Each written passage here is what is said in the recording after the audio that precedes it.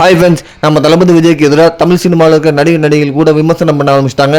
அந்த லிஸ்ட்டில் பார்த்தீங்கன்னா 80s கனவு கண்ணியான நடிகை அம்பியா மேடம் வந்து பார்த்தீங்கன்னா ரீசெண்டாக இன்டர்வியூவில் பார்த்தீங்கன்னா தளபதி விஜயை கடுமையான விமர்சனம் பண்ணியிருக்காங்க. என்ன சொல்லியிருக்காங்க பார்த்தீங்கன்னா, சென்னையில் தூய்மை பணிகளை வந்து 13 நாட்களாக போராடினாங்க. அவங்கள வீட்டுக்கே வர வச்சு லைட்டில் செக் பண்ணி நாடகம் நடத்துறீங்க, இதெல்லாம் பெரிய தப்பு அப்படின்னு சொல்கிறாங்க.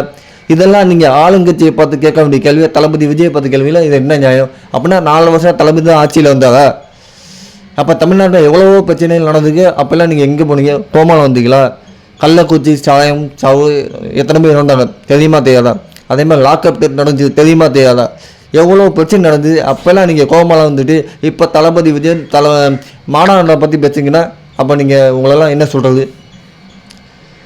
தளபதி விஜயோட நாளுக்கு நாள் செல்வாக்கு உயர்ந்துட்டுருக்கு. அதை தடுக்கிறதுக்காண்டி ஒவ்வொரு நடிகளாக இறக்கி தளபதிக்கு எதிராக விமர்சனம் பண்ணுறதுக்கு இறங்கிட்டாங்க. இவங்களை இப்போ எல்லாருமே தளபதிக்கு எதிராக பேசுகிறவங்க எல்லாருமே ஆளுங்கட்சியை பார்த்து கேட்க மாட்டாங்க. ஏன்னா பயம். தளபதி விஜய்க்கு எதிராக பேசினா சரி கொஞ்சம் ரசிகர்கள் கோபப்படுவாங்க, ஏதாவது பேசுவாங்க அப்படிங்கிற ஒரு கெட்ட எண்ணம் வர வைக்கிறதுக்கு நிறைய சூழ்ச்சி பண்ணுறாங்க. நல்லாவே தெரியுது. தளபதி விஜய் என்ன தான் விமர்சனம் பண்ணாலும் அவர் கண்டுக்க மாட்டார். ஏன்னா இந்த விமர்சனம்லாம் சினிமாவில் இருக்கும்போது பலம் தாண்டி தான் வந்திருக்காரு. இப்போ இதெல்லாம் சும்மா.